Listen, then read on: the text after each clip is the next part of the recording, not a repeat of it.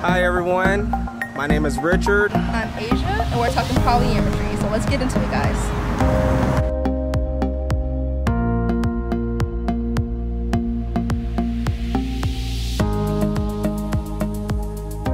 Alright, so we're talking poly life, right?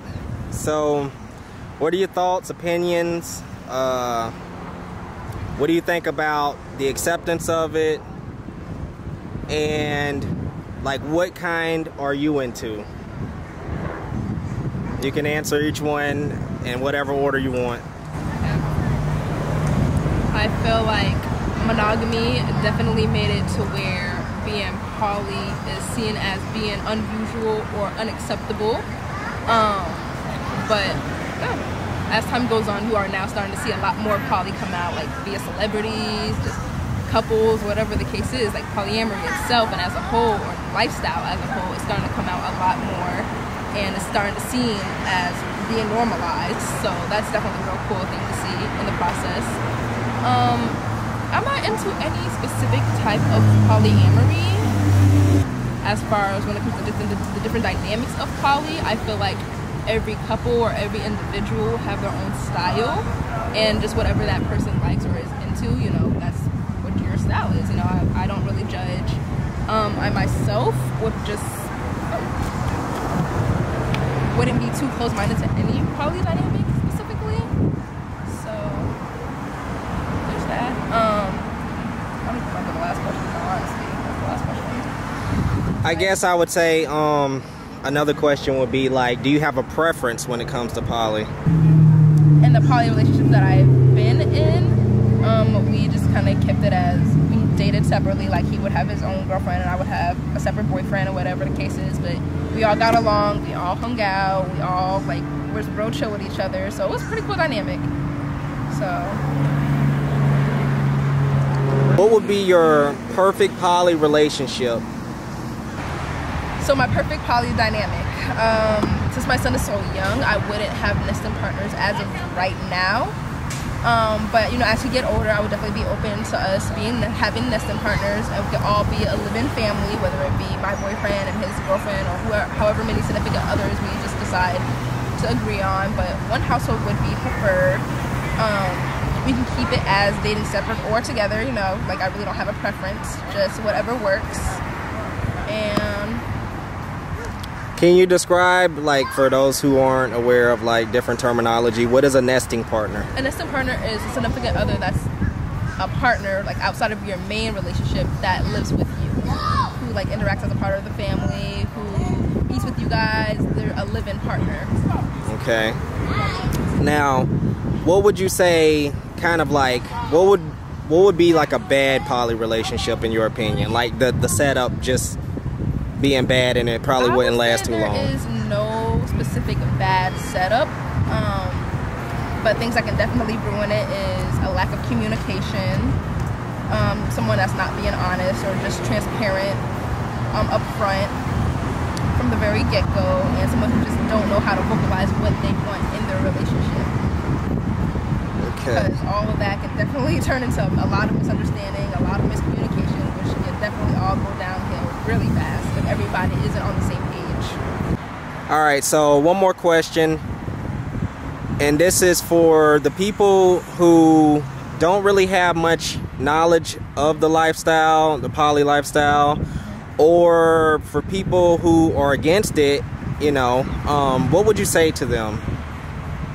I would say polyamory is not for everybody, but just to kind of keep an open mind. Monogamous and people as a whole, as a society as a whole, tend to find out that if it's non-traditional, it shouldn't be accepted. There's all different forms of walking lives, so I would just honestly say keep an open mind. Because at first, you know, people were against interracial couples, they were against gays, they were against so many other different things that were seen as non-traditional or not right, because that's not what the norm is, that's not what they're used to. So just kind of keep an open mind and keep an open heart and kind of see other people's point of views and walk in their shoes. Because before we even practice monogamous, everybody, and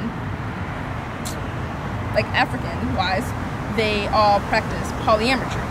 We only been practicing monogamy for about 100 years or so. So this monogamous itself is very new.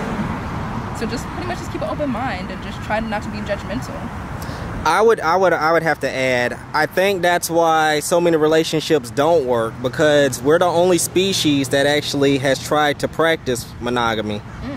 We're the only species, when you think about it, we're the only ones who try to only have one other partner. And at the end of the day, you're not going to find a perfect person. There's no such thing as a perfect person. You're not going to get everything you need from one person. I may love this person because of these traits that I can't find in this person, but they have traits that the other don't have. So it all works together. So you're not going to find a perfect person. So it all in sense can work, and it does work. But people are just, again, if it's not in the norms or not traditional, then it's seen as abnormal. I would include as well that it fails at a way higher percentage than it works. I believe. No, monogamy. I feel like it fails at a way higher rate than it actually works. Of course, because most of the divorce rates come from cheating. That, and just not even married, because there's probably way more people that are not married that have regular, boyfriend, girlfriend, whatever, male, woman, whatever. Like those fail at an alarming rate, right? And that's monogamous relationships. And I honestly feel like that is a jealousy issue, which can come up with polyamory, but at the same time, a lot of us sit down and work through those problems. If you're jealous, let's sit down and figure out why you're jealous. What can we do to kind of get you through this? Or let's figure out why you feel that way. Which all comes back to communication, exactly. Being open and honest with each other. Yep. All right. And another thing, with different lifestyles, LGBTQ, etc., is that like people have become more accepted, more tolerant. They try and understand and have empathy, etc. Because we're all human, and we're not all gonna like the same thing, but we can all live in the same world peacefully, and just respect each other. So it's like, not everybody's gonna be attracted to, say, a black woman, a white woman, a black man, white man, whatever your race may be. And then at the same time, a man may not be attracted to a woman, and obviously throughout history we've learned that that is the case. So what works for some doesn't work for others. You don't gotta accept it, but just acknowledge it. We just have to realize that what works for some doesn't work for others. So like some people may be comfortable with multiple partners, that works for them. We don't have to understand it. We can respect it, We don't have to, it's one of those things where when we don't understand something, we don't have to just, our first thought be negative. We can actually just try and understand it, because when we understand something, we have more knowledge, and it's kind of up to people that are a part of it to provide a little bit more wisdom to those who know nothing about it, because it breaks down the, well, I don't understand, so they're, I don't know how to feel about it. It kind of breaks down that wall, and then we get be more open to sitting down and having those conversations. Right. Because like when I understand something better, I can decide from there if I can be more open to, to the idea of it, or if it's something that I'm into, like that. Now that I've learned more about it, maybe I start to like it, so maybe I'll dive into it as well.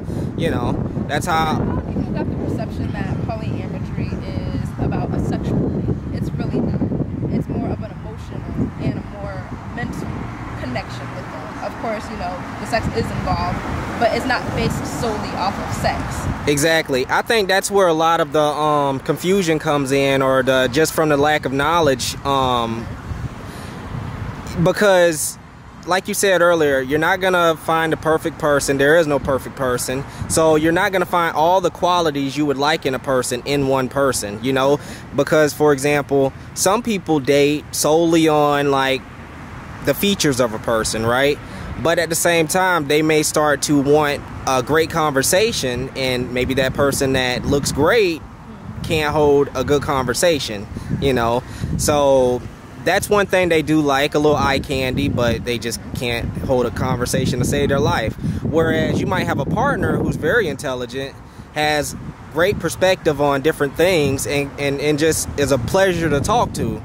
You know, they may be attractive more in that way, and really kind of like satisfy that part of you, you know, where you just need that part, like, that opens up your brain more, like when you're conversating with somebody else who's, you know, and that's a very huge turn on to a lot of people, you know, conversation. And you know, and that in everyday life, like, nobody wants the same thing, essentially. Like, one day you may want chicken, one day you may want steak, one day you may want beef. Exactly. Like, and it's honestly too much of one thing, you know. And honestly, that might be why a lot of monogamous relationships don't work, because it's like, you know, you get into these relationships, sometimes you're around the person like way too much, you know, because it, like, maybe you guys were single first, and then, like, you know, you're used to doing your own thing, they're doing theirs, and then all of a sudden you get together, maybe you move in or something like that. Then it's like, okay, well, I'm used to, like, I could just, oh, it's 8 o'clock, maybe I just feel like going out somewhere. I don't necessarily know where, but you don't have to plan it out when it's just you. You could just get up and go.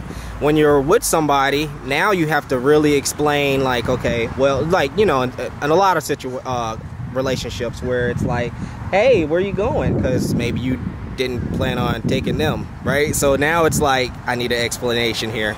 I kind of just want to go do something, and then it's the awkward without me, or, oh, I didn't know, you know. And it's, you know, but like when you're in a relationship where you're more open, you're used to, like, really communicating, putting everything out there, usually with no judgment, you know, then people begin to understand, you know, your thought process as well as your needs, etc. So, you know, because sometimes, even though you're with somebody, you still need that space, and poly still provides that, you know, because maybe you just need some time away from this other person. That it's refreshing to know that you have someone else that you can do different things with, you know. And then if you think about it, it keeps your other relationship fresh too, because by the time you go back over to them, it's just like, hey, how you doing, da da da da. It's like you satisfied that other part, you know. So now it is like refreshing. I don't know, it's just one of those things, like you said, like, you can't eat steak every day. Sometimes you want fried chicken, you know, but you know, you also need that broccoli. Yeah.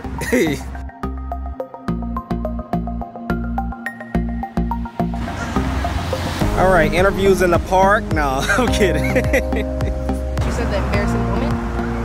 Okay, so, yeah, it was my first Miss Edwards, and it was on our birthdays, we were 13. And trying to be cute, I wore something real cute. And mind you, it's February, it's cold, it's real frigid outside. So my person's like, oh, put on a jacket, you're gonna be cold. Me being grown, no, I'm good.